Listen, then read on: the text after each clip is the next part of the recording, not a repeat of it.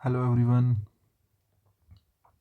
Preposition पढ़ रहे थे और अब मुझे क्लास का नंबर तो याद आ नहीं, शायद 4 क्लास हो गई हैं, 5वीं क्लास हमारी ये है प्रपोजिशन की। ठीक है, लास्ट क्लास में 4 पढ़ा था और ऑफ से हमें स्टार्ट करना था। 4 हमने कर लिया था, ऑफ आज पढ़ने जा रहे हैं। ठीक है, डबल एफ वाला। मैं कुछ सेंटेंसेस लिखता हूँ, उसके बाद हम डिस्कस करेंगे। ठीक है, मेरे साथ आप उतारना शुरू कीजिएगा बिना टाइम वेस्ट किए। चलिएगा, शुरू करते हैं।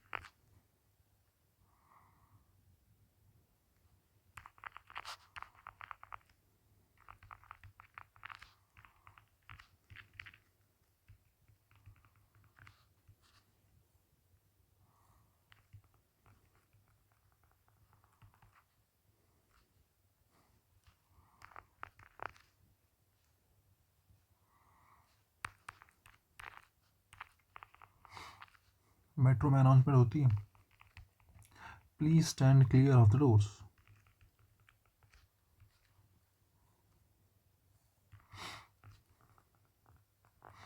अब आप अधिकतर बच्चे जो हैं इधर की साइड के नहीं हैं, शायद आप लोगों को ना पता हो, लेकिन मेट्रो में अनाउंसमेंट होती है, please stand clear of the doors.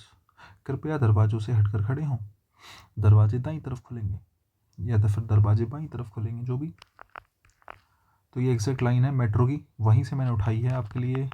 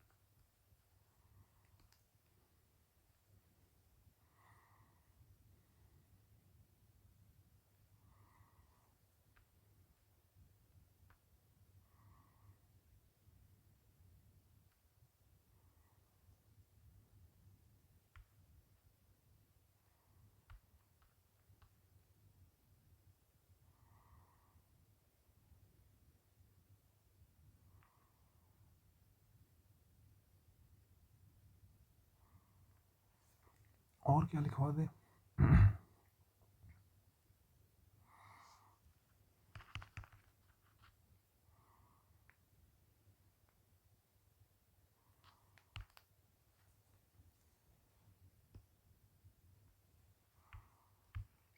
बढ़िया। देखो, ओ डबल एफ ऑफ देखने हम जा रहे हैं। जैसे कि मैं आपको पहले ही बता चुका हूँ कि ओ डबल एफ ऑफ किस किस काम आता है। एक तो डिटैचमेंट के लिए आता है। किसके लिए आता है? डिटैचमेंट के लिए, और एट अ शॉर्ट डिस्टेंस को दिखाने के लिए। ठीक है, एक तो चीज़ों को अलग करने के लिए, ओ डबल एफ ऑफ किसके लिए आता है, डिटैचमेंट के लिए आता है, और एक आता है एट अ शॉर्ट डिस्टेंस के लिए। दो सबसे इंपॉर्टेंट चीज़ें तो यही हैं, ठीक है। जैसे पहला सेंटेंस देखो, पहला सेंटेंस कह रहा है कि द राइडर फेल, राइडर जो है वो गिर गया, कहाँ से गिर गया, द हॉर्स, हॉर्स से गिर गया।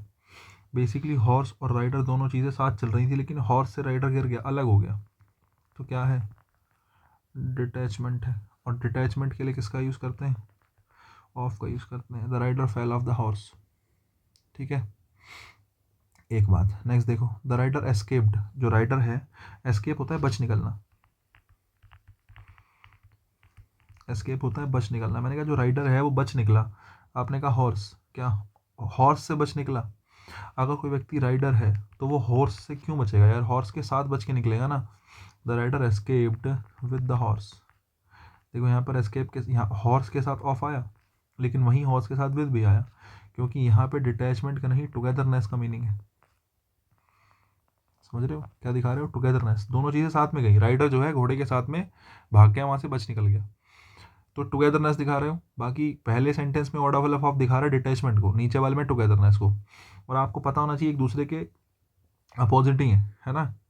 चीज़ों को साथ में दिखाना है तो विद लगा दो, अलग अलग करना है तो ऑफ लगा दो, ठीक है। नेक्स्ट देखो, he plug the flowers the plant, उसने फ्लावर्स को तोड़ दिया, है ना। प्लग मतलब तोड़ने से, फ्लावर्स को किससे तोड़ा, प्लांट से, तो प्लांट से फ्लावर्स को अलग कर दिया।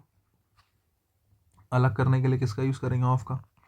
किस लिए आया है, डिटैचमेंट के लिए आया है। Please stand clear of the doors, कृपया दरवाजों से हटकर खड़े हों, है ना। दरवाजों से हटकर खड़े हों, क्योंकि ऑटोमेटिक दरवाजे होते हैं वो बंद हो जाते हैं एकदम से, झटके से एकदम से बंद होंगे, तुम्हारा हाथ पैर बैग वैग कुछ बीच में आ जाएगा तो वो दब जाएगा। तो दरवाजों से हटकर खड़े होने के लिए कह रहा है वो, और हटकर खड़े होने के लिए किसका यूज़ करेंगे, ऑफ का। यहाँ भी क्या दिखाया जा रहा है, डिटैचमेंट दिखाया जा रहा है, क्या दिखाया जा रहा है, डिटैचमेंट। नेक्स्ट देखो, आवर इंस्टीट्यूशन इज़, कि हमारा जो इंस्टीट्यूट है या इंस्टीट्यूशन है, इज़ द रोड।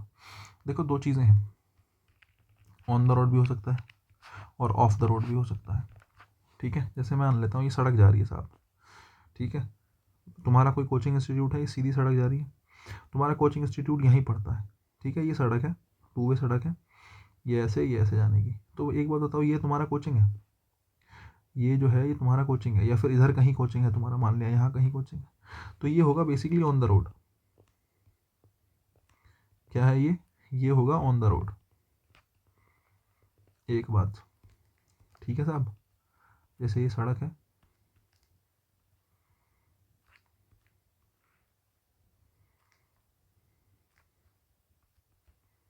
ये सड़क है, तो ये ऑन द रोड हो गया कि भाई सड़क पे ही है बिल्कुल, ठीक है। लेकिन मान लेते हैं इस सड़क से एक गली पास हो रही थी,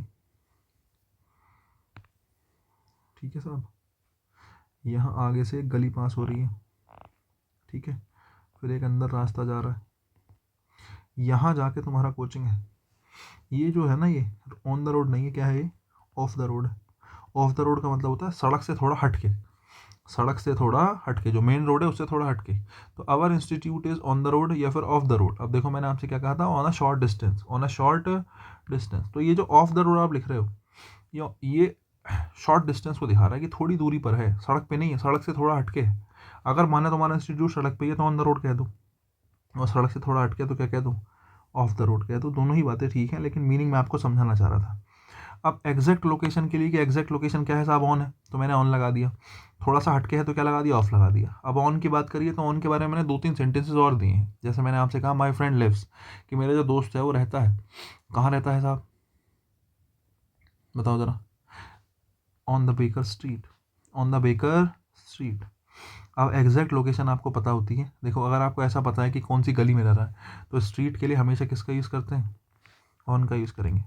स्ट्रीट के लिए किसका यूज़ करेंगे, ऑन का यूज़ करेंगे। My friend lives on the bakers street, bakers street है, वहाँ पे मेरा दोस्त रहता है।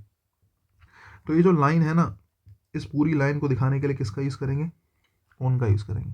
जैसे लाइन पे कहीं भी कुछ दिखा रहे हो तो ऑन द स्ट्रीट है, ये पूरी स्ट्रीट है ना, पूरी गली है, तो इसके लिए किसका यूज़ कर रहे हैं, ऑन द स्ट्रीट का यूज़ कर रहे हो, ठीक है। थोड़ा सा हटके थोड़ी दूरी पर दिखाना है तो उसके लिए किसका यूज़ करेंगे, ऑफ द रोड का। ओके, बाकी अगला देखो, माई अंकल लिव्स, मेरे अंकल रहते हैं 49 द बेकर स्ट्रीट। अब की बार तुम बेकर स्ट्रीट के लिए प्रपोजिशन नहीं लगा रहे हो, तुम प्रपोजिशन लगा रहे हो 49 के लिए, और 49 घर का नंबर होगा, है ना।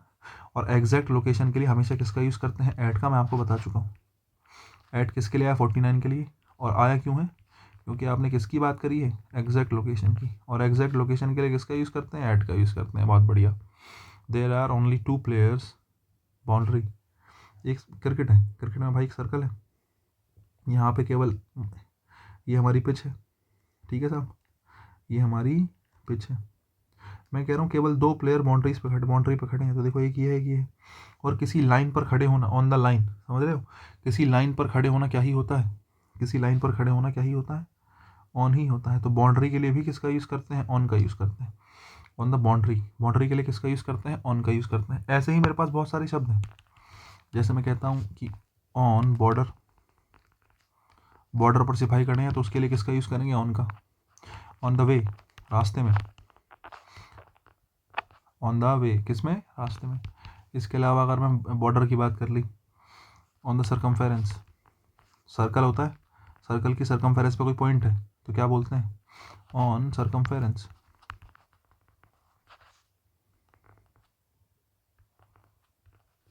ठीक है। उसके अलावा जैसे हम ऑनलाइन बोलते हैं, तो लाइन के लिए भी क्या आया, ऑन आया। लाइन के लिए भी क्या आया, ऑन आया। ऑनलाइन का मतलब पता है क्या, एक तरीके से इलेक्ट्रॉनिक मीडिया की बात चल रही है। जैसे मैं कहता हूँ ऑन टीवी, या मैं कहता हूँ ऑन रेडियो, रेडियो भी इलेक्ट्रॉनिक मीडिया ही। या फिर मैं कहता हूँ ऑन यूट्यूब, या फिर मैं कहता हूँ कि भाई ऑन इंस्टाग्राम।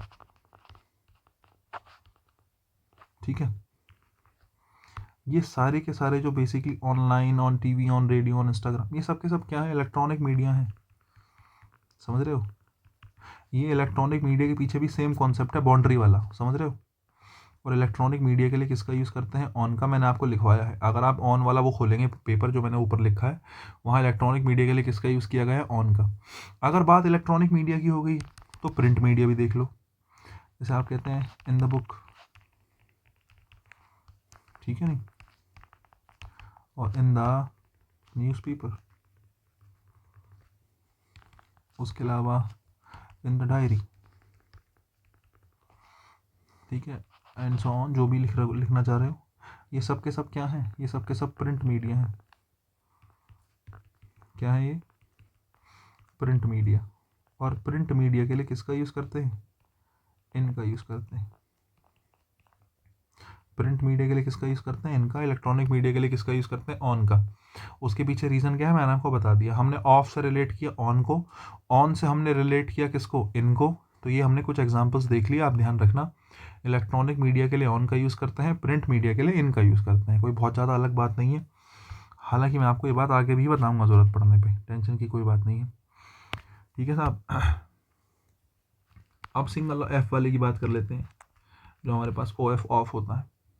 ठीक है,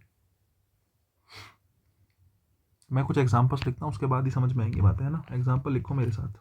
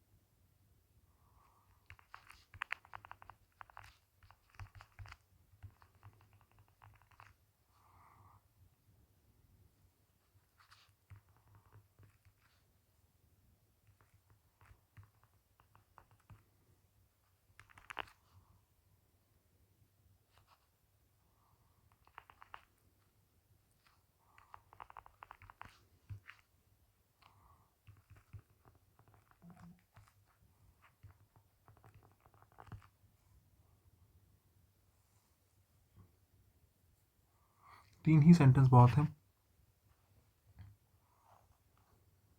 देखो काकी के लिए ऑफ का यूज़ करते हैं, इस बारे में मुझे लगता नहीं कोई आपको डाउट होगा कि काकी के का मीनिंग निकलेगा तो ऑफ का यूज़ करेंगे। बड़ी कॉमन सी बात है यार, ये वाली बात मुझे लगता नहीं डिस्कस करने की ज़रूरत है।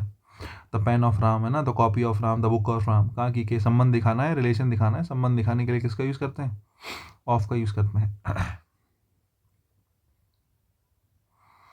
अब देखो, मैं आपसे कहूँ ही has talked of his friend several time, यहाँ पर ऑफ का मतलब किससे बताओ बच्चे? यहाँ पर ऑफ का मतलब है अबाउट से। ही has talked of about, he has talked about, यहाँ पर अबाउट लिख लो या ऑफ लिख लो, एक ही बात है।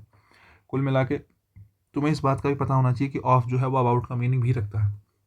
ही has talked of his friends मतलब उसने अपने दोस्तों के बारे में बात करी है, सेवरल टाइम्स मतलब कई बार। तो he has talked of his friends या he has talked about his friend एक ही बात है, ठीक है? नहीं, ही हैज़ टॉक्ड अबाउट न कहो, रिगार्डिंग कह लो। अबाउट का मीनिंग किससे निकलता है? रिगार्डिंग से। या हिंदी में कहो तो के बारे में, हिंदी में कहो तो क्या होता है? के बारे में। ये होगी कहानी, ठीक है?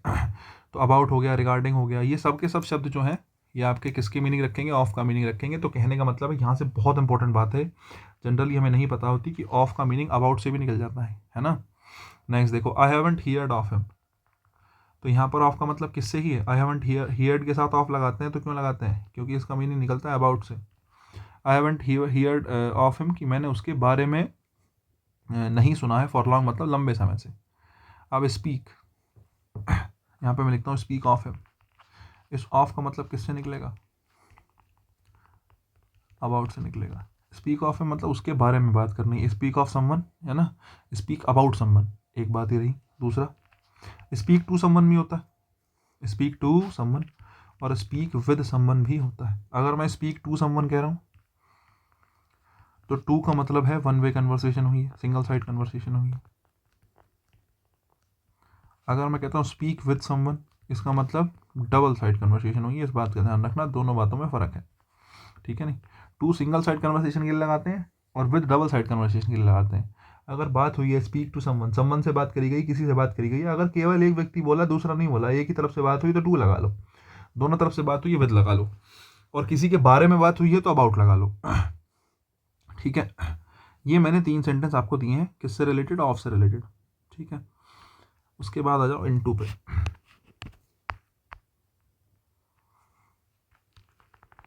काफ़ी इंपॉर्टेंट है, बहुत सवाल बनते हैं इनटू से, हालांकि है बहुत आसान है। इनटू के लिए 2 ही चीज़ें हैं, तुम्हें पता होगा, एक तो ट्रांसफॉर्मेशन होता है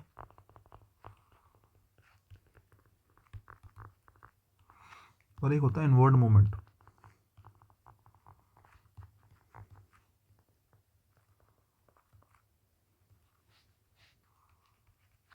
ठीक है? मैं कुछ एग्जांपल देता हूँ आपको, उसके बाद सॉल्व करते हैं। लिखिएगा मेरे साथ।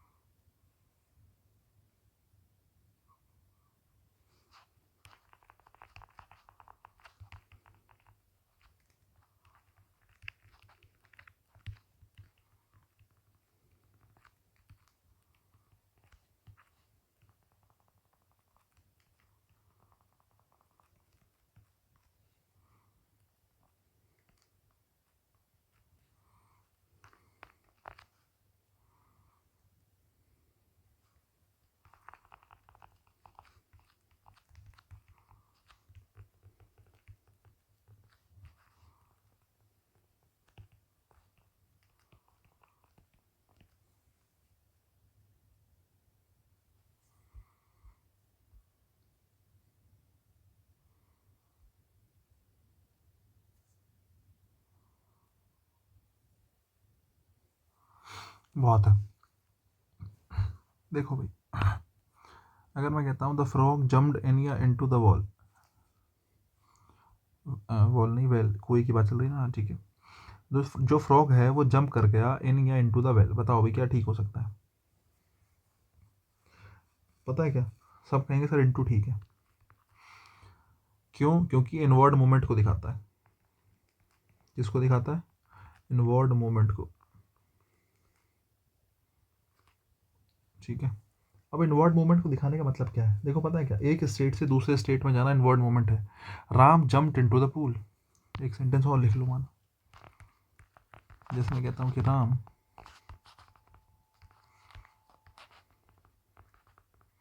जम्प्ड इन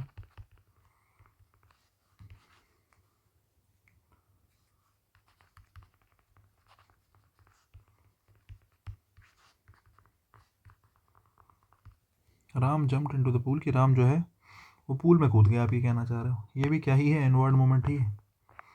क्या ही है ये? इनवर्ड मूवमेंट ही है। अब इनवर्ड मूवमेंट होता क्या है भाई? एक स्टेट से दूसरे स्टेट में चले जाना इनवर्ड मूवमेंट है। एक आदमी खड़ा था, समझ रहे हो, ये नीचे पानी है, एक व्यक्ति यहाँ खड़ा है, समझ रहे हो, एक व्यक्ति यहाँ खड़ा है, ये बेसिकली वो है कूदने वाला जो होता है, वो सीधे बाहर से छलांग लगाएगा पानी में अंदर। क्या है ये? इनवर्ड मूवमेंट है। क्या है ये? इनवर्ड मूवमेंट है। एक स्टेट से दूसरे स्टेट में चले जाना इनवर्ड मूवमेंट है। एक स्टेट से दूसरे स्टेट में चले जाना क्या कहलाता है? इनवर्ड मूवमेंट कहलाता है साहब। बाहर हवा में था, है ना, हवा से किस में चला गया? पानी में चला गया, समझ रहे हो। तो ये घटना क्या कहलाएगी? इनवर्ड मूवमेंट कहलाएगी। ध्यान रखना, इनवर्ड मूवमेंट के लिए इनटू का यूज़ करते हैं। तो मैंने कहा Ram jumped into the pool. दूसरी चीज़, ये सेंटेंस तो ठीक हो गया। मैंने राम की जगह फ्रॉग ले रखा है, द फ्रॉग जम्प्ड इन या इनटू द वेल, कि जो फ्रॉग है वो कुएं में कूद गया। देखो दोनों दो पॉसिबिलिटीज़ हो सकती हैं कि भाई ये मेरा कुआं है मान लेते हैं, ठीक है, ये कुएं के ऊपर बाउंड्री बनी हुई है बहुत मोटी सी, है ना, ये अपनी कुएं की बाउंड्री बनी हुई है, ये अपना कुआं है साहब। और थोड़ा गहरा कर लेते हैं कुएं को, है ना, ये मेरा कुआं है। भाई जो फ्रॉग है वो हो सकता है यहाँ बैठा हो, ठीक है, और यहाँ से जंप कर गया हो अंदर, अंदर कुछ पानी भर रहा था, अंदर चला गया वो।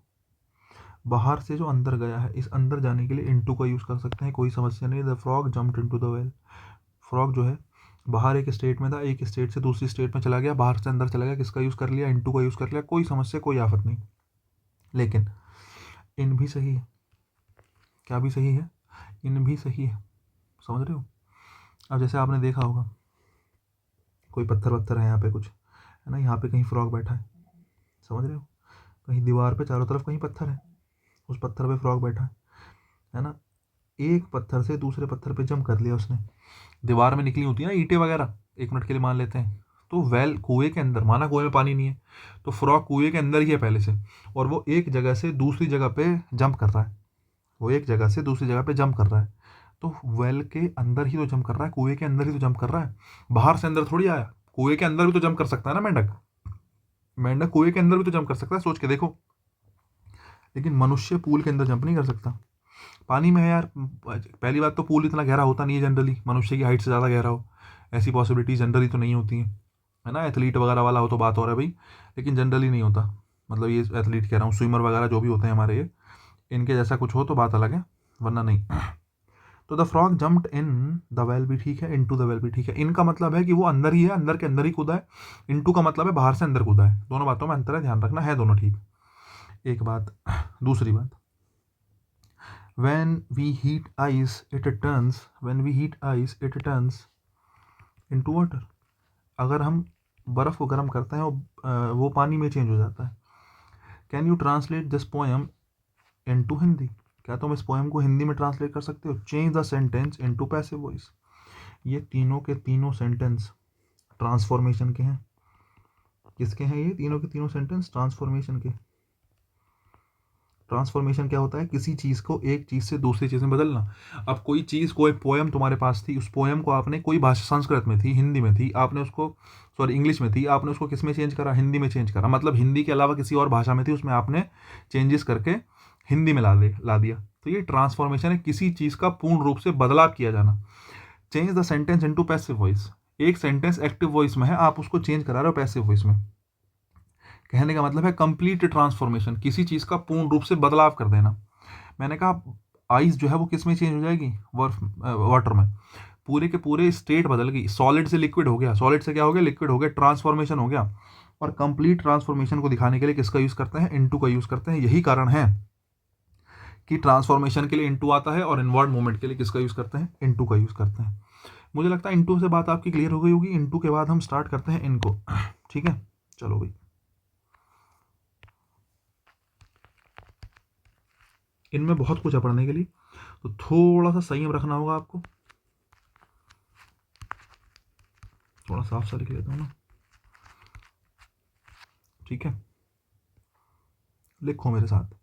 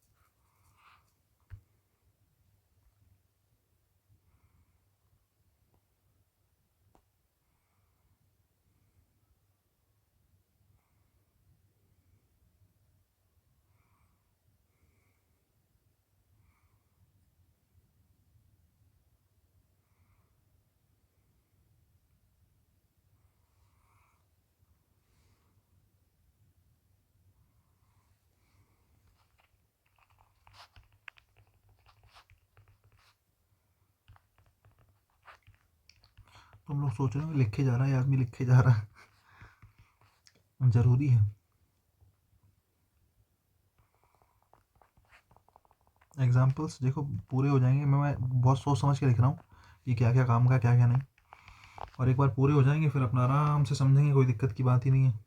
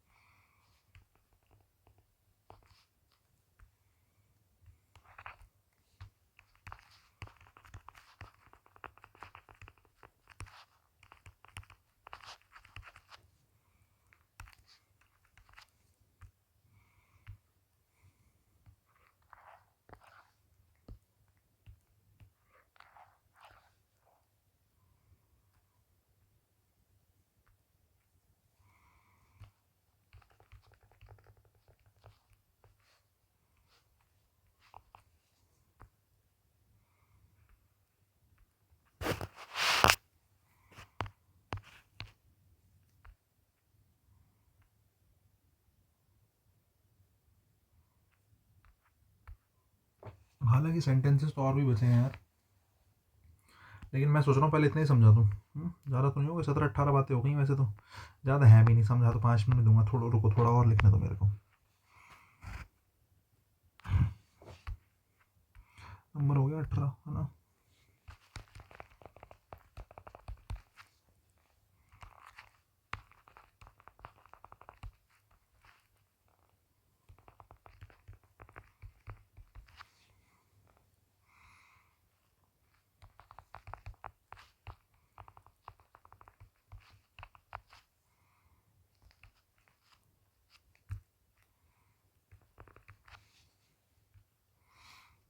होता तो वैसे एट भी है, इन भी है और ऑन भी है, लेकिन ऑन जो है बहुत स्पेसिफिक है। मैं केवल एग्जांपल दूंगा आपको, दो यहाँ रखने, नाइट के साथ इन भी आता है, नाइट के साथ एट भी आता है,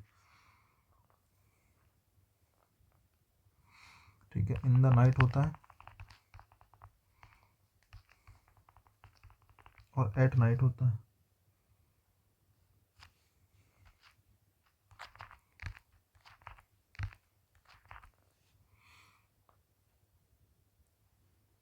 ठीक है, एग्जाम्पल्स लिखता हूँ तब समझ में आएगा। 18 हो गया था, 19 लिखता हूँ, 19 से स्टार्ट करते हैं, ठीक है।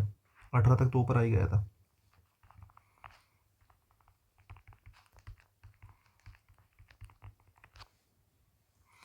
पता है तुम्हें बहुत कुछ तैयार करना पड़ेगा इस क्लास के पीछे, मतलब जैसे मैंने सेंटेंसेस लिख दिए, अब मैं जो जो चेंजेस करूँगा तुम्हें वो चेंजेस भी लिखने पड़ेंगे, है ना। तुम्हें देखना पड़ेगा कि ज़रूरत है कि नहीं है, कहाँ पे क्या ऐड करना है क्या नहीं करना है। क्लास के बाद भी तुम्हें ये चीज़ें करनी पड़ेंगी, मेहनत तो बनती है। कभी सोचो हाथों हाथ जितना लिखवाया उतना लिख लोगे तुम्हें अपनी तरफ से चीज़ें ऐड करनी पड़ेंगी, है ना, कि मैंने कुछ ऐसा बताया तो क्यों बताया। थ्योरी लिखा करो, पता है थ्योरी लिखने से बहुत मदद मिलती है, अगली बार के लिए चीज़ें याद रहती हैं।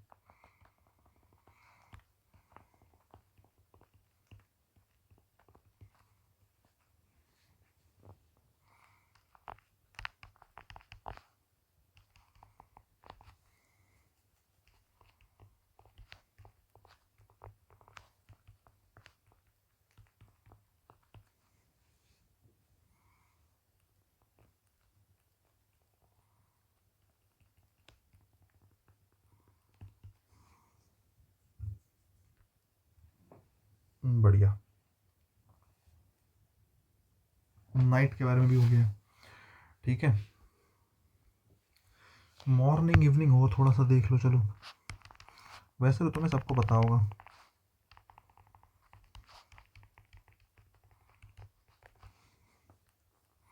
इवनिंग हो मॉर्निंग हो, इनके साथ इन आता है, ठीक है। कोई भी दिन की बात हो, संडे मंडे ट्यूसडे के साथ किसका लगाते हैं, किसका यूज़ करते हैं, ऑन का यूज़ करते हैं। जैसे मैं कहता हूँ कि we shall meet you on Friday, और मैं अगर कहता हूँ इवनिंग तो आप कहेंगे इन द इवनिंग, ठीक है। ये बात तुम्हें पता हो, इवनिंग के लिए इन आता है और डेज के लिए क्या आता है, ऑन आता है। लेकिन अगर दोनों साथ में आ जाए,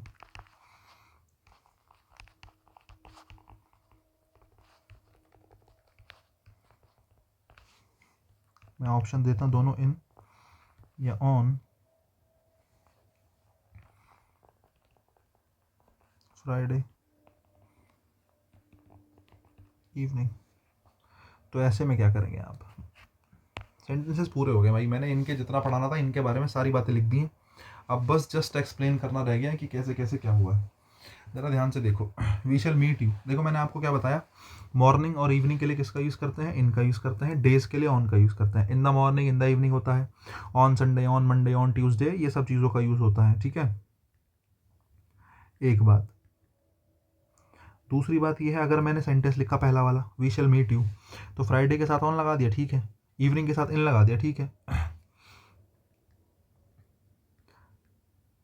अब इसके बाद देखो, एक सेंटेंस और है जो कंफ्यूज करेगा, फ्राइडे और इवनिंग को जोड़ दिया। कई बार ऐसा होता है फ्राइडे और इवनिंग दोनों साथ में आ जाते हैं। मैंने लिखा we shall meet you in या ऑन फ्राइडे इवनिंग, अब फ्राइडे भी है इवनिंग भी है, फ्राइडे के साथ लगाओगे ऑन आएगा, इवनिंग के हिसाब से लगाओगे इन आएगा। लेकिन ऐसी सिचुएशन में इवनिंग इंपॉर्टेंस नहीं रखती, शाम इंपॉर्टेंस नहीं रखती, दिन इंपॉर्टेंट रखता है। बड़ी चीज़ क्या है, इवनिंग इंपॉर्टेंट है, फ्राइडे इंपॉर्टेंट है, डे इंपॉर्टेंट है। शाम तो किसी भी दिन की हो सकती है, लेकिन डे इंपॉर्टेंट है फ्राइडे, इसलिए फ्राइडे के साथ किसका यूज़ करेंगे, ऑन का यूज़ करेंगे, ना कि इवनिंग के हिसाब से इनका। आज we shall meet you on Friday evening, we shall meet you on Friday evening. बहुत बढ़िया। तो ये रही लास्ट वाली कहानी जो मैंने आपने समझानी थी, ये चीज़ मैं पूरी कर चुका हूँ यहाँ से नीचे। ये जो है पूरा का पूरा एक ही कॉन्सेप्ट है जो मैंने आपको बताया, ठीक है साहब, बहुत बढ़िया। एक बार ज़रा नाइट वाली बात देख लो, एक बार क्या देख लो, नाइट वाली बात देख लो। जो नाइट होता है उसके लिए इन प्रपोजिशन आती है या फिर एट प्रपोजिशन आती है। अगर आपको बहुत ज़्यादा याद नहीं रखना तो बस इतनी बात याद रख लो कि इन द नाइट होता है और एट नाइट होता है। समझ रहे हो, ये बहुत इंपॉर्टेंट है, समझ रहे हो। कुछ भी याद मत रखो, इन the night at night, in the night at night. Article दा लगा है तो इन लगा दो, है ना, आर्टिकल दा लगा इन लगा दो, कुछ नहीं लगा तो एट लगा दो, इतनी सी बात ध्यान रखनी है। बाकी पता है क्या, अगर रट लोगे तो काम चल जाएगा 99% केसेस में, इन द नाइट एट नाइट। बाकी मैं समझा देता हूँ, देखो कि दोनों में फ़र्क क्या है, आपको यूज़ कैसे करना है। देखो, अगर तुम्हें लगता है कि जनरल सेंस में बात हुई है, समझ रहे हो, अगर किसी जनरल रात की बात हुई है तो नाइट, जनरल नाइट में, नाइट के कॉन्टेक्स्ट में एट नाइट का यूज़ करो। स्पेसिफिक कुछ दिखाना चाह रहे हो, अरे तुम्हें पता है उस रात क्या हुआ था, भूत आ गया था, समझ रहे हो, तो स्पेसिफिक कुछ बताना चाह रहे हो, स्पेसिफिक नाइट की बात कर रहे हो तो इन द नाइट है। जनरल किसी नाइट की बात कर रहे हो, एट नाइट है। जैसे मैंने दो सेंटेंस लिखे 19 और 20 नंबर, देखो मैंने कहा वी कांट सी क्लियरली, कि हम साफ साफ नहीं देख सकते एट नाइट रात को। अब तुमने कहा हम रात को साफ नहीं देख सकते, ये वाली बात जनरल स्पेसिफिक है कि किसी किसी खास रात को ही मुझे साफ नहीं देखता, बाकी सारी रात तो मैं साफ ही देख लेता हूँ। या फिर हर एक रात की बात चल रही है, हर एक रात की बात चल रही है भाई, जनरल कोई भी रात हो हमें साफ साफ नहीं दिखता, क्लियरली नहीं दिखता। जनरल सेंस में कुछ दिखाना होता है तो क्या लिखते हैं, एट नाइट लिखते हैं। यहाँ पर इन द नाइट लिखना गलत है।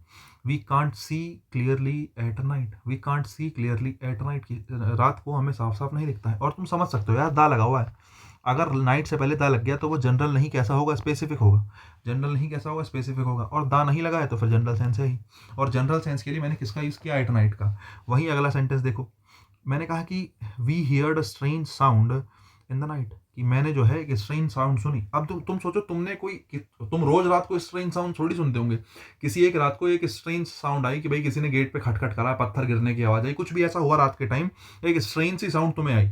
अगर तुम्हें स्ट्रेंज साउंड आई तो ये जनरल बात नहीं है कि रोज नहीं आती, किसी स्पेसिफिक नाइट की बात है। और स्पेसिफिक नाइट की बात है तो उसके लिए किसका यूज करेंगे, इन द नाइट का। ये सिचुएशन जनरल नहीं कैसी है, स्पेसिफिक है। कैसी है ये स्पेसिफिक है। इन द नाइट बिल्कुल क्या है, सही है। तीसरी बात, they went to see the Taj on a moonlit night. Moonlit night के लिए ऑन का यूज किया है ना, चांदनी रात को वो ताज देखने गए साहब। बहुत बढ़िया साहब, चांदनी रात को ताज देखने चले गए, लेकिन मूनलिट नाइट जो है वो ओकेशन है। क्या है वो, ओकेशन है। ओकेशन हिंदी में होता है खास अवसर, है ना, खास अवसर की बात चल रही है। और खास अवसर के लिए हमेशा किसका यूज़ करते हैं, ऑन का। किसी खास ओकेशन के लिए हमेशा किसका यूज़ करते हैं, ऑन का। कोई भी खास अवसर, कोई भी खास मौका दिखाना है, उसको दिखाने के लिए हमेशा किसका यूज़ किया जाता है, ऑन का। इसलिए यहाँ पे नाइट या इन द नाइट या एट द नाइट मैटर नहीं करता। कौन सी रात है, मूनलिट नाइट है। कौन सी रात है, मूनलिट नाइट है। और यही कहने के लिए मैंने आपको क्या बताया कि स्पेसिफिकली ऑन का यूज़ किया जाएगा। यहाँ पर ऑन का एट या इन से लेना देना नहीं है, ऑन का लेना देना है किस बात से, ऑन का लेना देना है स्पेसिफिक ओकेशन से। और ओकेशन के लिए किसका यूज़ करते हैं, ऑन का। इसलिए 21 नंबर में ऑन का यूज़ किया गया है। मुझे लगता है बहुत समझा दिया मैंने, इतनी बात बहुत है। ठीक है, ये जो है 17-18 वाली बात मैं बताता हूँ, यहाँ से शुरू होती है ना ये वाली बात, बहुत बढ़िया। ज़रा एक बार ये देख लो, अगर मैं आपसे कहूँ द बुक, न्यूज़पेपर और डायरी, ये क्या है, ज़रा मुझे बताना, सोच के बताओ। अगर मैंने न्यूज़पेपर, बुक या फिर डायरी के साथ इन लगाया है तो कोई बच्चा रीज़न बताना चाहेगा इस बात के पीछे। किसी को लग रहा हो कि सर मेरे को रीज़न पता है, क्या रीज़न हो सकता है बताओ भाई। प्रिंट मीडिया, क्या रीज़न है, प्रिंट मीडिया। अब इन पढ़ रहे हैं तो प्रिंट मीडिया भी पढ़ेंगे। प्रिंट मीडिया के लिए किसका यूज़ करते हैं, इनका यूज़ किया जाता है। तो in the book, in the newspaper, in the diary. In the book, in the newspaper, in the diary, जो भी आपको यूज़ करना है कर लो, कोई दिक्कत नहीं है। ठीक है, नेक्स्ट देखो साहब, शुरुआत से चलते हैं। पहला sentence, there are many people the park, कि भाई बहुत सारे लोग हैं, कहाँ, बहुत सारे लोग हैं पार्क में। आप ये कहना चाह रहे हो। मैंने कहा यार बढ़िया बात है, बहुत सारे लोग हैं पार्क में। ये जो पार्क है कैसी स्ट्रक्चर है, 2D या 3D, मुझे बताओ। पार्क 2D स्ट्रक्चर है। पार्क कैसी स्ट्रक्चर है भाई, 2D स्ट्रक्चर है। और 2D स्ट्रक्चर के लिए किसका यूज़ करते हैं, मैं आपको बता चुका हूँ। 2D स्ट्रक्चर के लिए किसका यूज़ करेंगे, इन का यूज़ करेंगे। ठीक है, there are many people in the park. देखो मैंने आपको इन और इनसाइड में डिफरेंस बताया था, आपको याद होगा। मैंने आपको बताया था इन और इनसाइड में डिफरेंस, नहीं याद है क्या, रुक जाओ, चलो अगला सेंटेंस और देखो। देयर आर मैनी पीपल, मैंने कहा देयर आर मैनी पीपल, इतना सेंटेंस सेम है, देखो इतना बिल्कुल सेम है, इतना सेंटेंस बिल्कुल क्या है, सेम है। लेकिन पार्क की वजह से यहाँ पे इन आया, और रूम की वजह से इन भी सही है, और इनसाइड भी ठीक है, इन भी ठीक है, और क्या भी ठीक है, इनसाइड भी ठीक है। तो there are many people in the room, there are many people inside the room.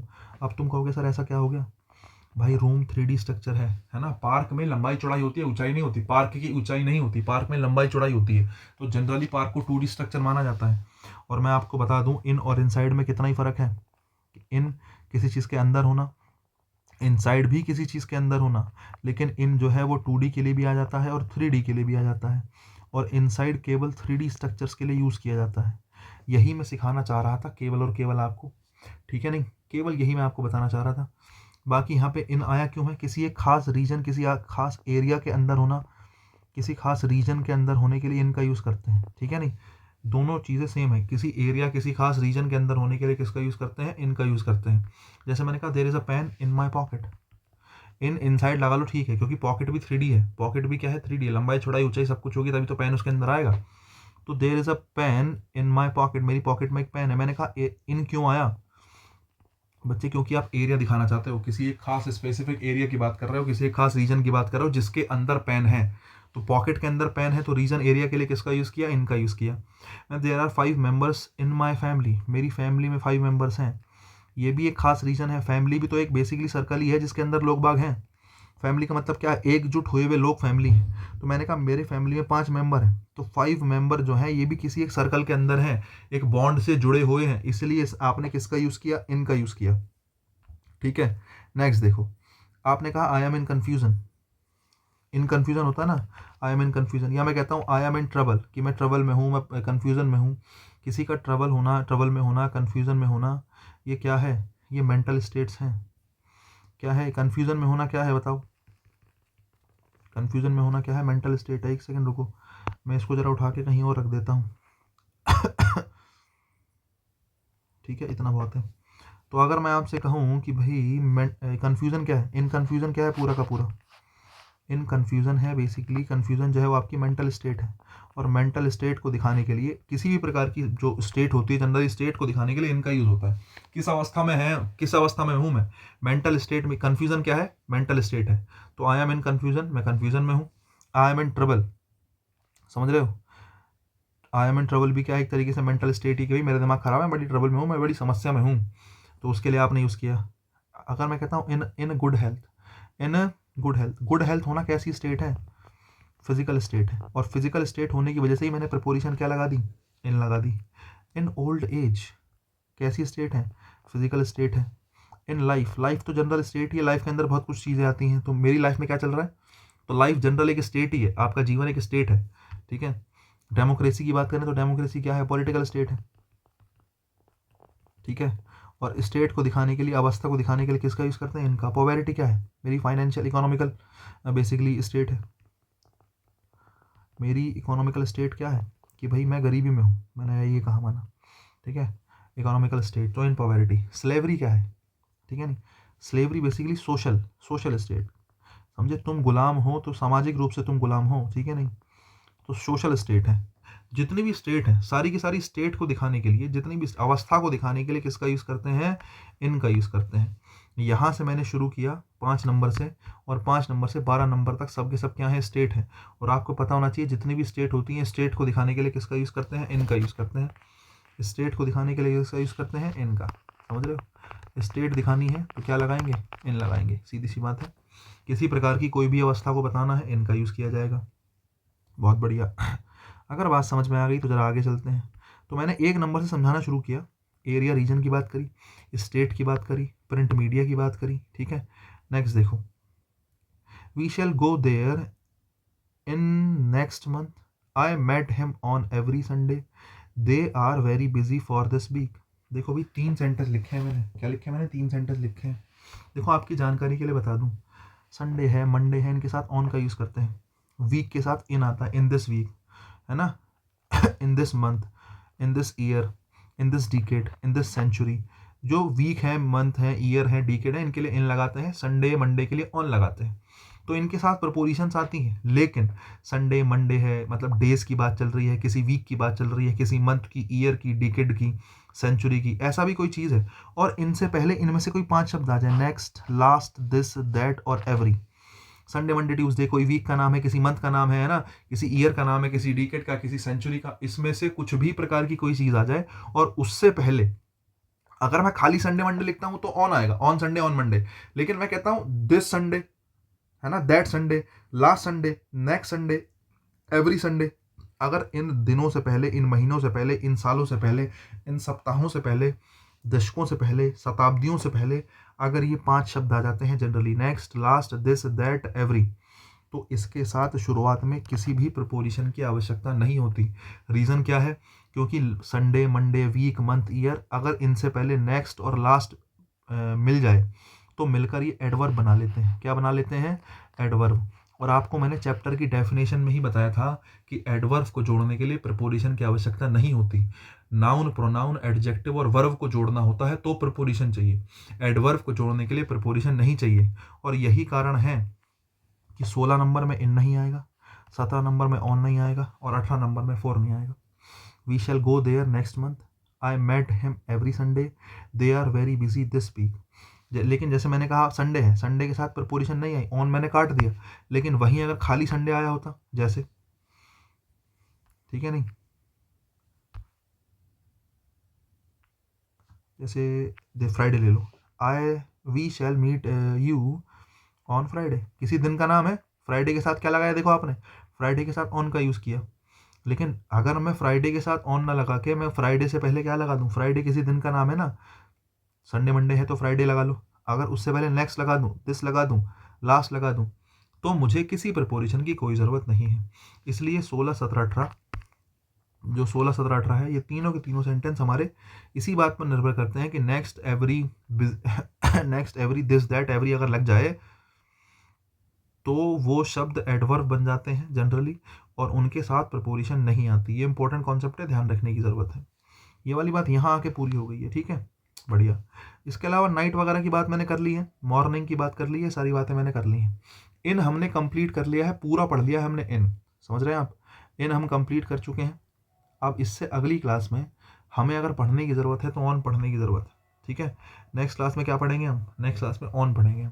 मैं जो हूँ ऑन डाल देता हूँ हेडिंग, ठीक है साहब। अगली क्लास में ऑन के बारे में थोड़ी थोड़ी बात करेंगे। आज के लिए गाइस इतना ही रखते हैं। अभी मैंने बताया था बड़ा थोड़ा सा सिलेबस है तो टाइम लगेगा, फिलहाल के लिए इतना ही, बाकी काम कल करते हैं, अगली क्लास में करते हैं, क्योंकि ऑन बड़ा है, वरना तो मैं अभी शुरू कर देता हूँ, ऑन में बहुत कुछ है जो हमें पढ़ने के लिए है, ठीक है। चलो खैर आज के लिए इतना रखते हैं, बाकी काम कल करेंगे। फिलहाल सभी को bye bye, tata, good night.